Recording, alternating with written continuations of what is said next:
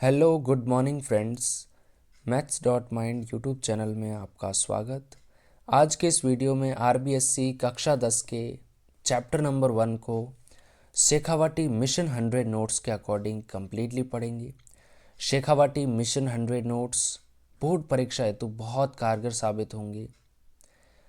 मैं बिल्कुल आसानी से एक्सप्लेन करूँगा, आप समझने का प्रयास करना। उम्मीद है हर चीज़ आपको समझ में आएगी। चलिए स्टार्ट करते हैं। इसमें दोनों चीज़ें होगी, थ्योरी भी होगी और साथ में परीक्षा के लिए जो सबसे महत्वपूर्ण प्रश्न इसमें संकलित किए गए हैं उनको भी साथ में कवर करेंगे। तो ये उन स्टूडेंट्स के लिए तो कारगर है ही जो बिल्कुल basic to passing marks attain करना चाहते हैं, साथ साथ में उनके लिए भी बहुत ज़रूरी है जो कि 100% स्कोरिंग करना चाहते हैं। तो शेखावाटी मिशन 100 2026 को हम पूरी पीडीएफ को मैं एक्सप्लेन करूंगा चैप्टर वाइज। तो आज के इस वीडियो में चैप्टर नंबर 1 से हम स्टार्टिंग करते हैं। इसमें कुछ सेलेक्टिव प्रश्न जो पिछले एग्ज़ाम्स हो रखे हैं उनके पैटर्न को ध्यान में रखकर बहुत ही इम्पॉर्टेंट जो है वो संकलन किया गया है। जैसे चैप्टर नंबर 1 यहाँ से स्टार्ट होता है। चैप्टर नंबर 1 वास्तविक संख्याएं, और इसमें ये भी दिया गया है कि कौन सा प्रश्न जो है वो कितने मार्क्स का आने वाला है। तो सबसे पहले इस चैप्टर में 2 बहुविकल्पी प्रश्न होंगे और अति लघुतरात्मक प्रश्न होंगे 2। तो टोटल मिलाकर जो है वो 4 मार्क्स का ये चैप्टर रहेगा। यानी कि छोटे छोटे क्वेश्चंस आएंगे, बड़ा क्वेश्चन इसमें है नहीं। तो कम्प्लीटली आप इसकी थ्योरी को समझने का प्रयास करना। 1 बाय 1 मैं आपको एक्सप्लेन करता हूँ जो इसमें दिया गया है। तो सबसे पहले यहाँ से स्टार्ट किया परिमेय संख्या। सबसे पहले परिमेय संख्या यानी कि रेशनल नंबर। तो परिमेय संख्या इसने ये बताया कि परिमेय संख्या ऐसी संख्या जिसको p बटा q के रूप में लिखा जा सकता है। p और q पूर्णांक है और q बराबर 0 नहीं होना चाहिए। ऐसी संख्या जिसको हम p बटा q के रूप में लिख सकते हैं और निचली संख्या 0 नहीं होनी चाहिए। बस इतनी सी परिभाषा है।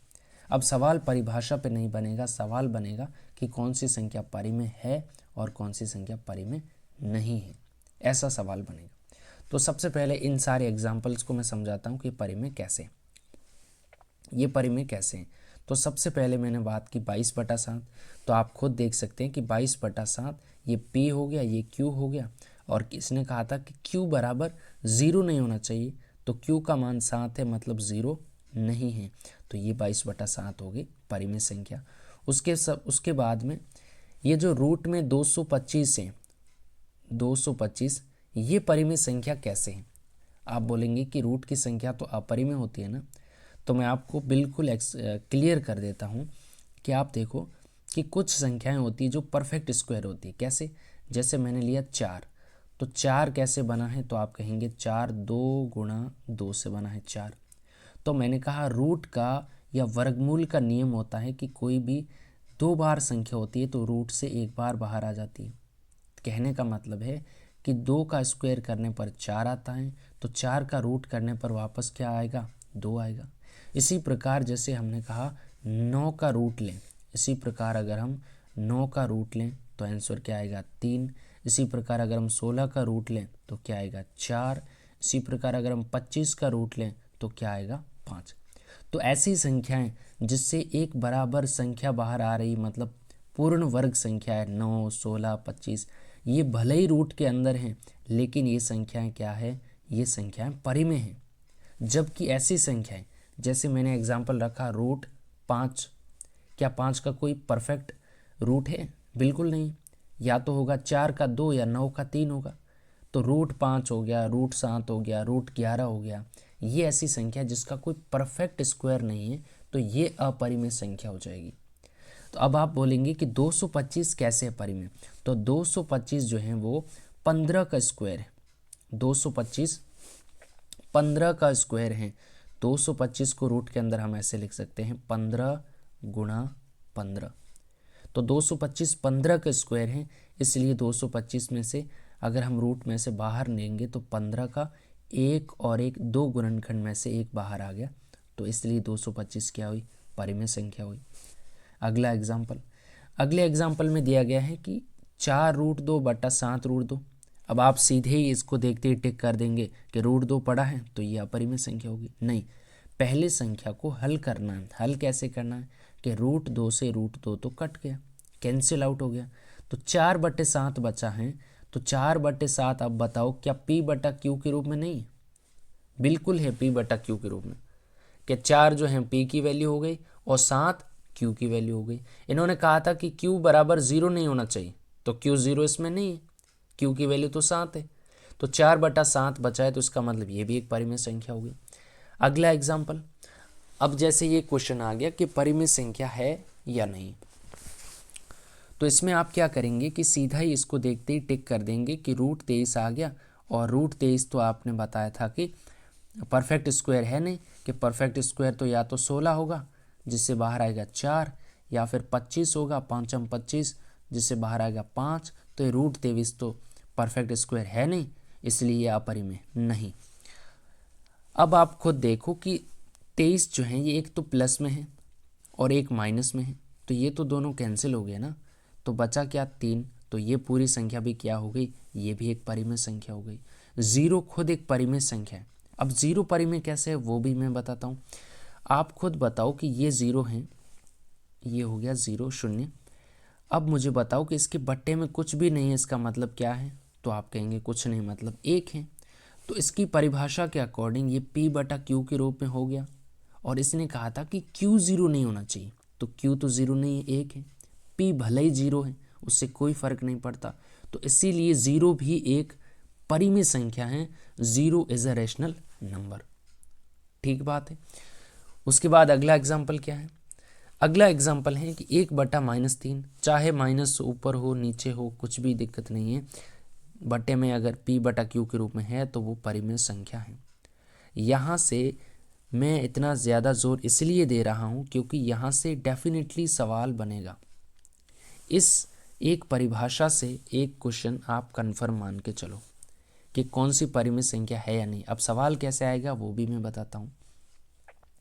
सवाल इस तरीके से आएगा, जैसे ये क्वेश्चन नंबर 1, सवाल नंबर 1 दिया गया है कि निम्नलिखित में से कौन सी अपरिमेय संख्या नहीं है, मतलब परिमेय संख्या है, तो अपरिमेय संख्या नहीं कौन सी है, तो आप यहाँ पर क्लियरली देख सकते हैं कि 10 से कोई भी परफेक्ट स्क्वायर नहीं है, 35 कोई परफेक्ट स्क्वायर नहीं है, 24 कोई परफेक्ट स्क्वायर नहीं है, 121 परफेक्ट स्क्वायर है। कैसे, तो 121 बना है 11 × 11। तो मैंने कहा था रूट का नियम होता है कि कोई भी संख्या 2 बार अंदर है तो वो रूट से बाहर 1 बार आएगी, जब 1 बार बाहर आई तो 11 जो है वो एक परिमेय संख्या है, तो रूट 121 भी क्या हो गई, एक परिमेय संख्या हो गई, यानी ऑप्शन नंबर 4 इसका राइट आंसर हो गया। अब सेम कंसेप्ट पे अगला सवाल कि 2 - √3 ये क्या है, परिमेय है, अपरिमेय है, सम है या पूर्णांक संख्या है। तो सिंपल दिख रहा है कि √3 है इसमें, और ना ही √3 को गायब करने का कोई ऑप्शन। अगर इसमें ऐसा होता 2 - √3 + √3, तो आप देखते कि √3 से √3 कट गया, 2 बचता और वो परिमेय हो जाता। लेकिन √3 तो इसमें है, √3 तो इसमें रहेगा, काटने का कोई सॉल्यूशन नहीं है, तो इसका मतलब ये कौन सी संख्या हो गई, ये हो गई अपरिमेय संख्या, इरेशनल नंबर। ठीक है। अगला सवाल, पाई 1 है। सवाल नंबर 3 देखो, सवाल नंबर 3 में दिया गया है कि पाई 1 क्या है। पाई की वैल्यू 22/7 एक रेशनल नंबर है, लेकिन पाई खुद अपने आप में क्या है, एक इररेशनल नंबर, अपरिमेय संख्या है। पाई 1 क्या है, अपरिमेय संख्या है। लेकिन ऑप्शन को आप ध्यान में रख के आंसर देंगे कि अपरिमेय संख्या भी है और वास्तविक संख्या भी है। कैसे, कि चाहे कोई भी संख्या परिमेय हो चाहे अपरिमेय हो, ये दोनों जो हैं वो किसमें, वास्तविक संख्या में दोनों शामिल होते हैं। तो पाई क्या हो गया, अपरिमेय भी हो गया, और अगर अपरिमेय है तो वास्तविक भी हो गया, तो ऑप्शन 2 और 3 दोनों इसमें करेक्ट हो जाएंगे। अब अगले कंसेप्ट पे आते हैं कि परिमेय संख्या किसे कहते हैं, तो हमने कहा p/q के रूप में उसे परिमेय कहते हैं। अब बात है कि अपरिमेय संख्या क्या है, तो अपरिमेय जस्ट इसका उल्टा, यानी ऐसी संख्या जिसे p/q के रूप में नहीं लिख सकते, वह अपरिमेय संख्या है। आपको बेसिकली ध्यान ये रखना है, एक तो जो रूट वाली संख्या है, जैसे √2, √3, √π, रूट में 5 आ गया, 7 आ गया, तो ये सारी की सारी अपरिमेय संख्या है। ठीक है, अब आप रूट देखते ही परिमेय अपरिमेय का डिसीजन नहीं ले सकते। मैंने कहा रूट 1 तो बराबर 1, मतलब ये हो गया परिमेय। रूट 4 तो बाहर आया 2 वर्गमूल, तो ये भी एक परिमेय।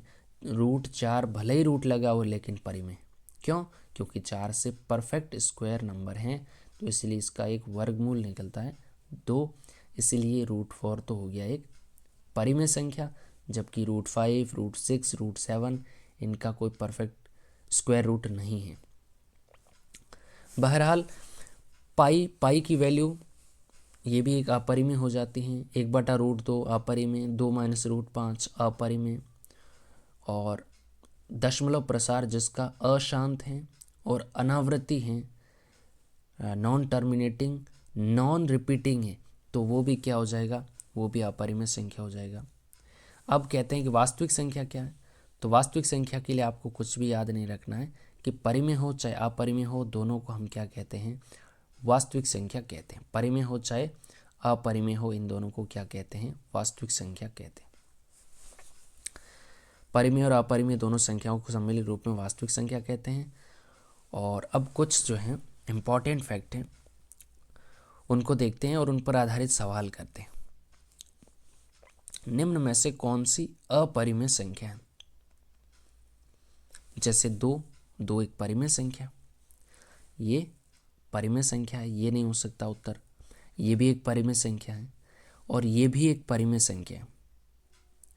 दशमलव प्रसार जिसका रिपीट होता है ना, तो वो भी एक परिमेय होती है, लेकिन इसका आप देखो ध्यान से कि दशमलव प्रसार खत्म भी नहीं हो रहा और रिपीट भी नहीं हो रहा, ना तो शांत हो रहा है और ना ही रिपीट हो रहा है।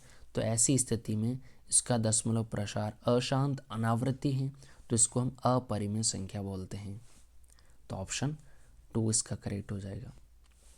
उसके बाद अभाज्य गुणनखंड को सीखते हैं और अभाज्य गुणनखंड में 144 के अभाज्य गुणनखंड में 2 की घात क्या है? 2 की घात हमें इसमें बतानी है। तो बिल्कुल सिंपल है अभाज्य गुणनखंडन। तो 144 144 इसमें हमें अभाज्य गुणनखंड करना है। अभाज्य गुणनखंड मतलब 2 का भाग दिया तो 72, 72 में 2 का भाग दिया 36, 36 में 2 का भाग दिया 18, 18 में 2 का भाग दिया 9, 9 में 3 का भाग दिया 3 और 3 में 3 का भाग दिया 1। ये 144 का अभाज्य गुणनखंड हो गया। अब आप बताओ क्या मैं इसको ऐसे लिख सकता हूँ? कैसे? कि 2 की पावर 1 2 3 4 और 3 की पावर 1 और 2, 3 की पावर 2। आपने कहा 144 को आप ऐसे लिख सकते हो, बिल्कुल लिख सकते हो। 2 की घात कितनी है आप खुद बताओ, इसको घात बोलते हैं। 2 की घात कितनी हो जाएगी? 4 हो जाएगी। 3 की घात कितनी है? 3 की घात 2 हो जाएगी। तो इसने पूछा है 2 वाली, तो ऑप्शन नंबर 1 इसका करेक्ट आंसर हो जाएगा। ठीक है। पी स्क्वायर एक सम संख्या है, तो पी क्या हो सकती है? पी स्क्वायर एक सम संख्या है, तो पी भी एक सम संख्या होगी। आप खुद देख लो, मैंने कहा 2, तो 2 का स्क्वायर क्या आया? 4। मैंने कहा 4, 4 का स्क्वायर क्या आया? 16। आप देख रहे हो कि सम संख्या का स्क्वायर करने पर ही सम संख्या आ रही। अगर स्क्वायर करने के बाद सम संख्या है तो वो पी भी एक सम संख्या रही होगी। अगर वो विषम होती, जैसे होता 7, तो 7 का स्क्वायर 7 × 7 49 होता है। ये तो एक विषम आ गई। पी स्क्वायर एक सम संख्या है, तो पी भी क्या होगी? एक सम संख्या होगी। अब हम सीखते हैं कि एचसीएफ एलसीएम को कैसे ज्ञात करना है। चैप्टर नंबर 1 का सबसे जो महत्वपूर्ण पार्ट है, जहाँ से सवाल बनने का जो है वो 99% चांस है और वहाँ से सवाल बनेगा। तो एचसीएफ एलसीएम का मैं बहुत इजी वे में समझाता हूँ। सबसे पहले आपको क्या करना है कि जो भी संख्या दी है उसका अभाज्य गुणनखंडन करना है। कैसे? अभी मैंने एक सवाल ले लिया यहाँ से, सवाल नंबर जिसमें एचसीएफ एलसीएम ज्ञात करना हो। जैसे सवाल नंबर मैंने ले लिया 9। सवाल नंबर 9 में क्या दिया गया है कि 96 96 और 404 का मस यानी कि एचसीएफ ज्ञात करना है। 96 और 404 का। मैंने कहा जो भी संख्याएं दी गई है सबसे पहले आपको उसका अभाज्य गुणनखंडन करना है।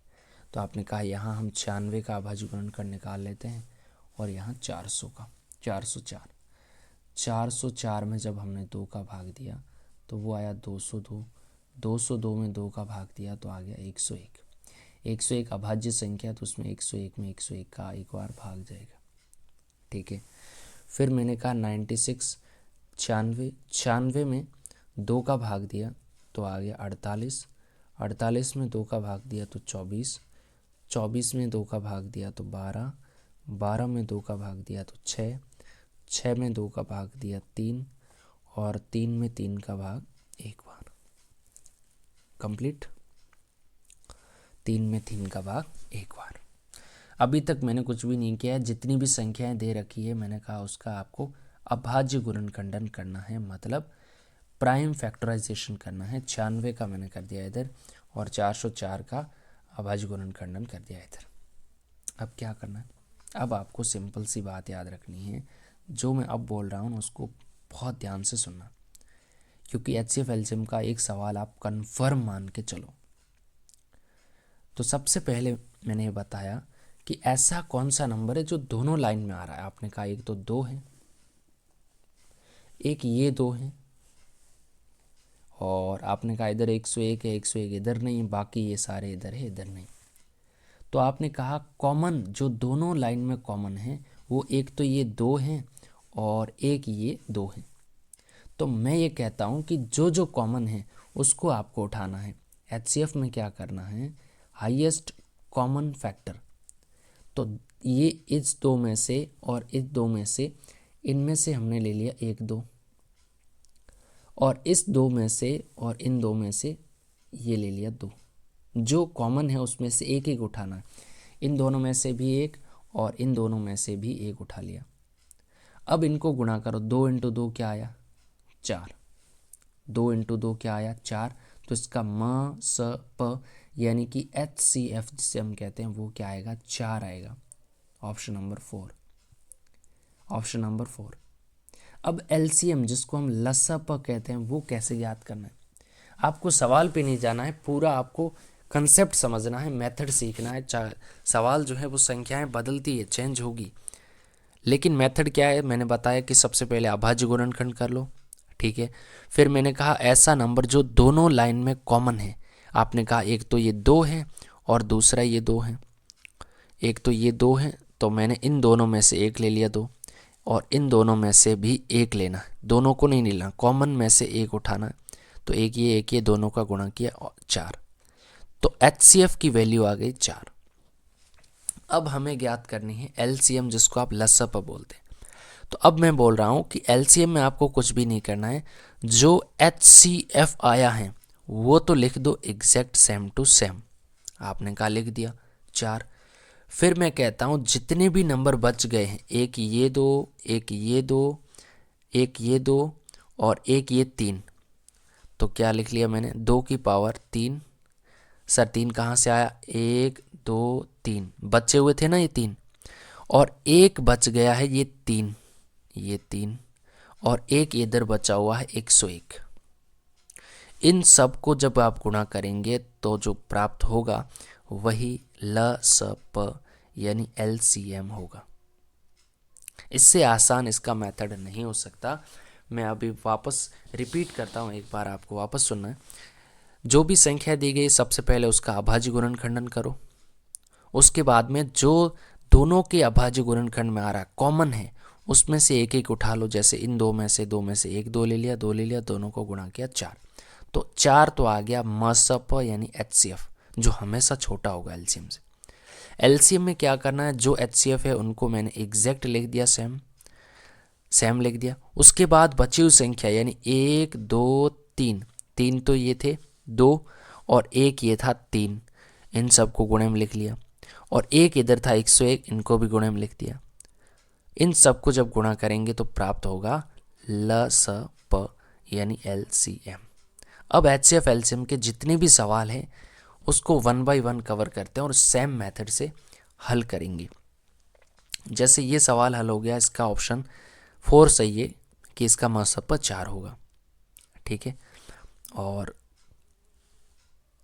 यदि दो परिमेय संख्याओं के लिए HCF एलसीएम बराबर हो तो वो संख्याएं कैसी होगी। ये सवाल आ रखा है 2025 के जो बोर्ड एग्जाम हुआ था उस पेपर में आ रखा है कि HCF एलसीएम बराबर कब होंगे। तो बराबर तब होंगे जब संख्याएं सेम होगी। कैसे? अगर मैं ले लूं कि एक संख्या 15 है, दूसरी संख्या भी 15 है, तो आप कहेंगे HCF भी 15 होगा और LCM भी 15 होगा। नहीं यकीन तो आप पूरा मेथड से करके भी देख लेना कि HCF भी 15 आएगा और LCM भी 15 आएगा। ठीक है, अगला सवाल, सवाल नंबर 11 क्या कहता है? सवाल नंबर 11 कहता है कि 144 और 198 का HCF क्या है। 144 और 198 का HCF क्या है, इनको हल करते हैं। 198 और 144 का HCF बताना है बस। तो यहाँ हमने लिख लिया 144 144 144 का अभाज्य गुणनखंड करते हैं और इधर मैंने लिख लिया 198 का गुणनखंड। 198 में सबसे पहले मैंने 2 का भाग दिया, 2 का भाग 19 में 2 नम 18, एक इधर कैरी कर गया। फिर 18 में 2 का भाग 2 नम 18। अब 2 का भाग नहीं जा रहा तो क्या करना है, 3 का भाग देना है। 3 का भाग 9 में 3 बार, 3 का भाग 9 में 3 बार। फिर 3 का भाग देना है 3 में 3 का भाग एक बार, 3 में 3 का भाग एक बार, 11 में 11 का भाग एक बार। क्लियर? 198 का अभाज्य गुणनखंडन हो गया। अब 144 में 2 का भाग दिया तो 72, 72 में 2 का भाग दिया तो 36, 36 में 2 का भाग दिया तो 18, 18 में 2 का भाग दिया तो 9 और 9 में 3 का भाग दिया 3 टाइम्स और 3 में 3 का भाग एक बार। अभी तक कुछ भी नहीं किया, जो दोनों संख्याएं दी गई हैं उनका अभाज्य गुणनखंड किया है, यहाँ तक कोई दिक्कत नहीं। अब इसने पूछा है कि HCF बताना है, मतलब मसप बताना है। मसप में इतनी सी बात याद रखनी है सिंपल सी कि जो दोनों लाइंस में कॉमन है, मैंने कहा एक ये कॉमन है, फिर मैंने कहा एक ये कॉमन है और फिर मैंने कहा एक ये कॉमन है। एक तो 2 कॉमन है, ये दूसरा ये 3 इधर भी है, 3 इधर भी है, ये 3 इधर भी है और ये 3 इधर भी है। इस लाइन में कॉमन लेना है, यहाँ से कॉमन नहीं उठाना है, ये कोई काम का नहीं है। ठीक है, अब मैंने क्या बताया, जो जो कॉमन है उसमें से एक एक ले लो। जैसे एक आ गया ये 2 और एक ले लिया 3 और एक ये और 3, तो 3 तिया 9, 9 को 2 से 18, ये ऐसे कर लो। 2 तिया 6, 6 को 3 से 18, कैसे भी गुणा करो, तीनों को गुणा करेंगे तो आंसर आपका आएगा 18, जो कि ऑप्शन नंबर 1 में है, जो कि ऑप्शन नंबर 1 में है। तो सही आंसर हो जाएगा 18। 156 को अभाज्य गुणनखंडों के गुणनफल के रूप में व्यक्त करना है, तो कुछ भी नहीं करना, 156 का अभाज्य गुणनखंडन करना है। ऐसे 156 में जब आप 2 का भाग देंगे तो 78 आ जाएगा, 78 में 2 का भाग देंगे तो 39 आ जाएगा, 39 में 3 का भाग देंगे तो 13 आ जाएगा और 13 में 13 का भाग 1 आ जाएगा। तो क्या मैं इनको ऐसे लिख सकता हूँ कि 2 की पावर 2, आपने कहा कहाँ है 2, एक ये है एक ये है। फिर मैं कह सकता हूँ 3 की पावर 1 है बिल्कुल, और 13 की पावर भी 1 है। तो ये ऑप्शन कहाँ है, 2 की पावर 2 है तो ये नहीं हो सकता, ये नहीं हो सकता, 2 की पावर 2, 3 की पावर 1 और 13 की पावर 1, यानी ऑप्शन नंबर 2 इसका सही आंसर हो जाएगा। दो संख्याओं a व b का HCF क्या होगा? दो संख्याओं a व b का HCF क्या होगा?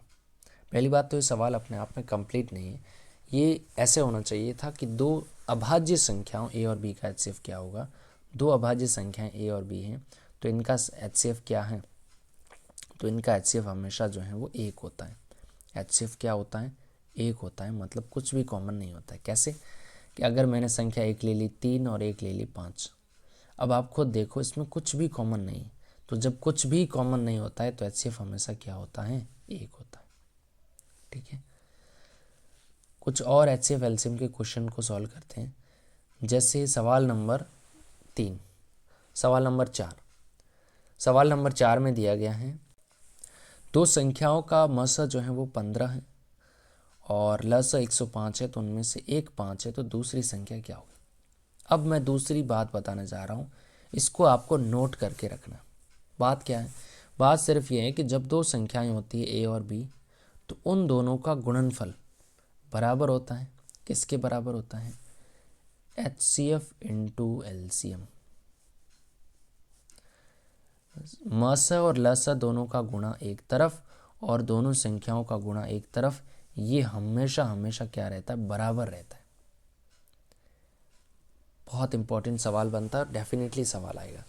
ए और बी यानी दोनों संख्याओं का गुणनफल बराबर HCF इंटू LCM, ये फॉर्मूला है, ऐसे याद रख लो। अब फॉर्मूला अप्लाई कैसे करना है समझो।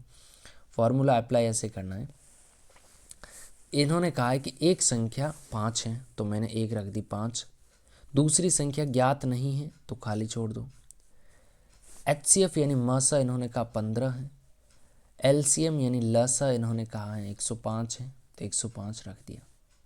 ये चार चीज़ें हैं, एक संख्या पहली, दूसरी संख्या बी, एक HCF, एक LCM। इन चार में से कोई भी तीन चीज़ें दी रहेगी और उनमें से एक चीज़ पूछी जाएगी। जैसे इसमें दूसरी संख्या पूछ ली, अगले सवाल में पहली पूछ ली जाएगी, कुछ भी दिक्कत नहीं है। तीनों जो जो दी गई हैं उनको उसकी जगह पे रख देना है और जो नहीं दी गई उसको खाली छोड़ देना, जैसे अभी बी की जगह मैंने बी लिखा। अब क्या करना है, अब आप खुद जानते हैं कि गुणे की संख्या बराबर के उस साइड पक्षांतरण होते ही भाग में जाती है। मतलब ये 5 अब यहाँ से होकर यहाँ आ जाएगा भाग में। तो 5 का भाग 15 में जो है वो कितनी बार गया, आप कहेंगे 3 बार। 3 को 105 से गुणा करेंगे तो 315 आएगा। 100 को 3 से गुणा 300 और 5 को 3 से गुणा 15, तो 315 जो है दूसरी संख्या होगी। यानी ऑप्शन नंबर सी इसका राइट आंसर होगा। सी ऑप्शन इसका राइट आंसर होगा। अगला सवाल, सवाल नंबर 8। सवाल नंबर 8 को देखिए। सवाल नंबर 8 है कि संख्या A18 का LCM 36 है, A और 18 का HCF 2 है, A का मान क्या होगा। ये कह रहा है कि दो संख्याएं हैं, एक A है दूसरी 18 है। ये कह रहा है कि LCM उसका 36 है और HCF 2 है, तो हमें A की वैल्यू बतानी, कुछ भी दिक्कत नहीं है। ये दो संख्याएं हैं, ये LCM है, ये HCF है, इनका गुणनफल बराबर होता है इनका गुणनफल, ये फॉर्मूला है। 18 इधर गुणे का, इधर आते क्या आ जाएगा, बराबर के इधर आते भाग में। तो 18 का भाग 36 में 2 बार, 2 को 2 से मल्टीप्लाई करेंगे तो क्या आ जाएगा, 4। तो ऑप्शन नंबर 4, 4। अगला सवाल देखते हैं, इसी पैटर्न पर आधारित कुछ चीज़ें आपको याद रखनी हैं जो मैं बता देता हूँ, बाकी ये आपको खुद ट्राई करना, होमवर्क है, सेम सेम सवाल करा दिए। अभाज्य गुणनखंडन करना इन दोनों का 510 और 92 का, और फिर उसका लघुत्तम समापवर्तक कहते हैं LCM को और महत्तम समापवर्तक मसप कहते हैं HCF को। ये दोनों याद करना, बहुत इजी ये होमवर्क रहेगा आपका। दो संख्याएं, एक 90 है, 144 का LCM 720 है, तो HCF याद करना है। ये सवाल मैं आपको बता देता हूँ फटाफट। एक संख्या 90 है, दूसरी संख्या 144 है, ठीक है। LCM कितना है तो 720, HCF कितना है तो वो तो ज्ञात करना है। फिर वही बात, दोनों संख्याओं का गुणनफल बराबर HCF इंटू LCM, ये फॉर्मूला है। अब आप बताओ कि ये 720 इधर गुणे का, इधर आते ही भाग में, तो मैंने लिख दिया भाग में। 0 से 0 हट गया और 72 का भाग 144 में पूरा पूरा जाता है 2 बार। या आप 9 से 8 बार काट के फिर 8 का भाग 144 में देकर भी ऐसे हल कर सकते थे। अब 9 को इस 2 से गुणा किया तो 9 दूनी 18, यानी HCF की वैल्यू जो बचेगी वो कितनी बचेगी, 18 बचेगी। सही आंसर जो है वो HCF। 0 से 0 13 कैसे हो सकता है, वापस देखते हैं इसको। 0 से 0 कैंसिल हो गया, 9 का भाग 72 में 8 बार, 8 का भाग 1 बार, 64 बचता है और 64 में 8 का भाग जो है वो 18, यानी 18 इसका सही आंसर है, जो कि 13 ये क्या है, गलत उत्तर है। सही आंसर क्या हो जाएगा, 18 हो जाएगा। करेक्ट कर लीजिएगा इसको। अब कुछ सवाल बचते हैं लैंग्वेज वाले, यानी कि सिद्ध करने प्रूव करने वाले सवाल। तो इसको आप देख सकते हैं कि एक प्रश्न की आपको लैंग्वेज भाषा को समझनी है और फिर कोई भी संख्या है उसी भाषा को वापस बदल के लिखना। अगले किसी वीडियो में इस क्वेश्चन को भी मैं समझाने का प्रयास करूँगा। एक और इसी सेम पैटर्न पर आधारित सवाल है कि दो संख्याएं 306 और 657 का HCF 9 है तो LCM क्या होगा। एक संख्या है 306, तो मैंने लिख दिया 306। दूसरी संख्या है 657, ये 657, और HCF है 9, तो LCM बताना है। नियम वही है, दोनों संख्याओं का गुणनफल बराबर HCF इंटू LCM। 9 इधर गुणे में इधर आते ही भाग में, 9 इधर गुणे में इधर आते ही क्या हो जाएगा, भाग में। तो अब 9 का भाग देना है और जो संख्या आएगी उनको 306 से गुणा करना है। इतनी प्रोसेस करनी। 9 का भाग देना, चाहे पहले इसमें 9 का भाग दे दो, जो यहाँ संख्या प्राप्त होगी उसका इससे गुणा कर लेना। तो इस प्रकार से इसका कंक्लूजन ये निकला कि एक तो ये फार्मूला आपको बहुत अच्छी तरीके से याद होना चाहिए कि दो संख्याओं का गुणनफल A इंटू B बराबर होगा LCM इंटू HCF। अब HCF इधर हो जाए, LCM इधर हो जाए, उससे कुछ भी फर्क नहीं पड़ना है क्योंकि ये दोनों संख्याएं गुणे में। तो ये जो है यहाँ पर चैप्टर नंबर 1 जो है वो कंप्लीट हो जाता है शेखावटी मिशन 100 के ये जो नोट्स दिए गए हैं इसका। तो इसमें बेसिकली निष्कर्ष यही निकलता है कि चैप्टर नंबर 1 में आपको कौन कौन सी चीज़ें देखनी है।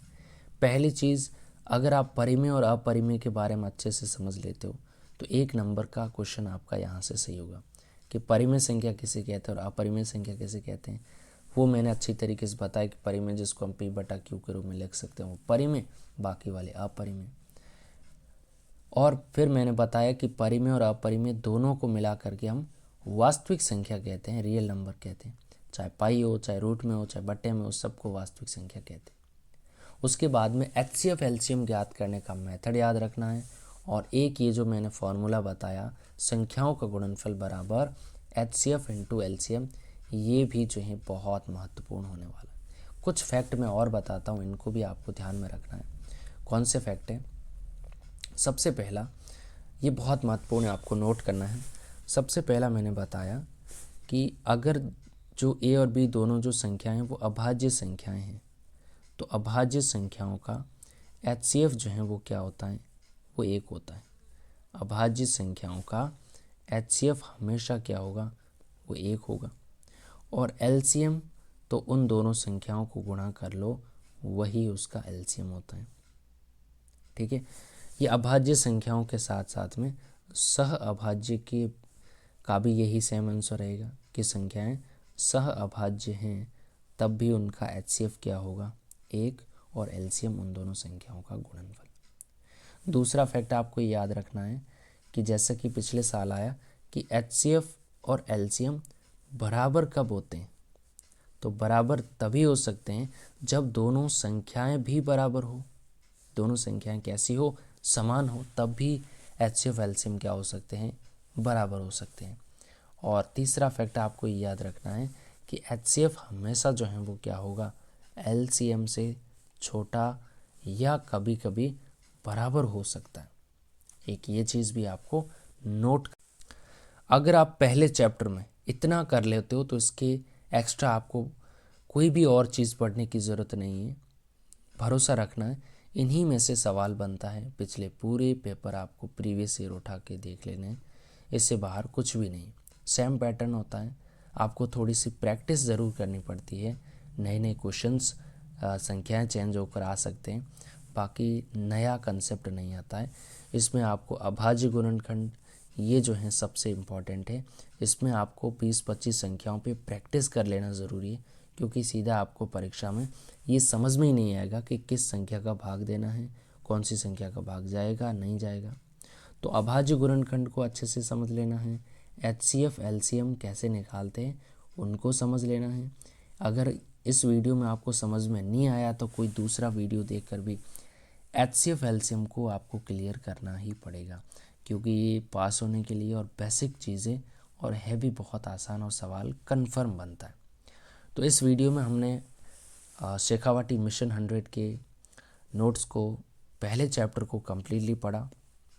तो अगली वीडियो में चैप्टर नंबर 2 को इसी तरीके से पूरा सॉल्व करेंगे। तो आज की वीडियो में इतना ही।